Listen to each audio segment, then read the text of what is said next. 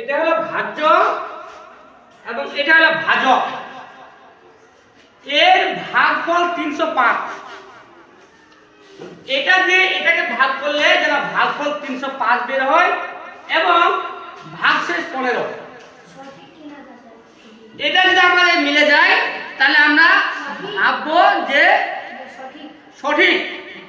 যদি ভাগফল 305 এবং ভাগশেষ 15 যদি না মিলে তাহলে আমরা ওই ফাঁকা ঘরে লিখবো বাক্যটি সঠিক নয়।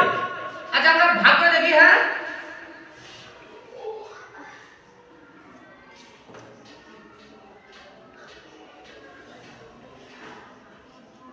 আচ্ছা 127 দিয়ে কি 3 কে ভাগ যাচ্ছে এখানে? না।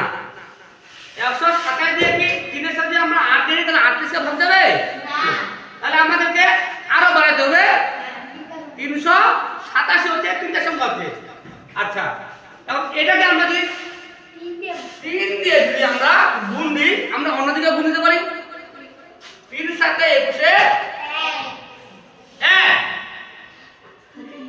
হাতে 2 3 দিয়ে 6 আর 2 কত? 8। 3 একে 3 হাতে তো নাই নাকি? আচ্ছা আমরা এটা কিভাবে বসাই দিলাম? আচ্ছা 6 নামলো।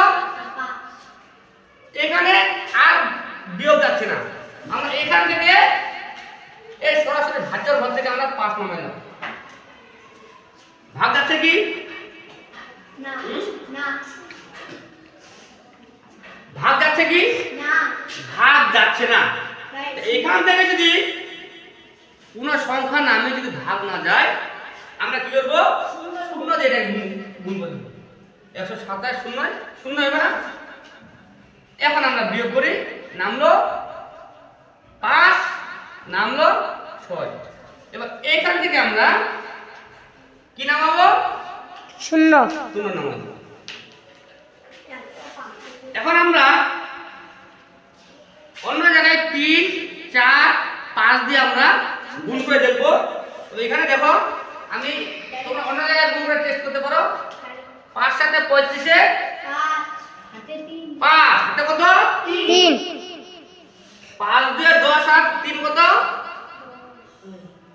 13। হ্যাঁ, হাতে 1 আছে না? হ্যাঁ। 5 থেকে 5 আগে কত? 6। এখানে তোমাদের একটু সমস্যা হতে পারে, কিন্তু এখান থেকে সরাসরি 5 নামার পরে আমরা যে এটাকে শূন্য দিয়ে গুণ দিয়ে শূন্য হইলো। হ্যাঁ, তোমরা দুইটা সংখ্যা নামাইলে কিন্তু এখানে শূন্য দেওয়া লাগতো। 10 থেকে 5 হলো কত? 5 এখানে 4, 3 থেকে 4 থেকে 3 গেলে 1।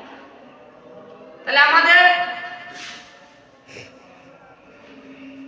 ভাগফল কত বের হলো? 305 ভাগশেষ 15।